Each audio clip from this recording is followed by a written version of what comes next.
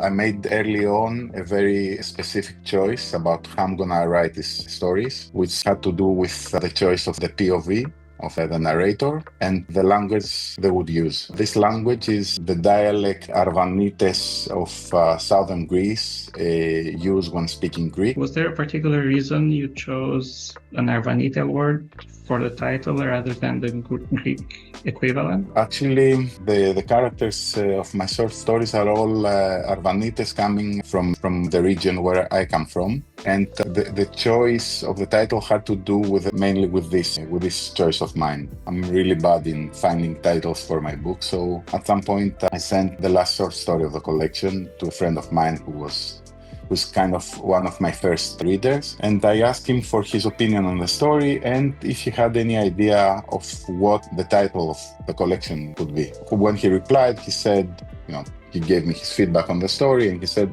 when it comes to titles, I would suggest, if you want a whole sentence, I will cut your braids and throw it in the bushes, which is the title of the first short story, or Gjak. At first, that sounded to me a bit weird because I hadn't heard it quite enough, and I had never thought of, how would this describe the whole collection. But the more I was thinking about it, the more I was realizing that Gjak is the main axis that connects the short stories of the collection. It's more or less, the line of blood that connects the characters, the narrators of the stories, and in a way it represents this set of rules and customs that dictates how they should live their lives.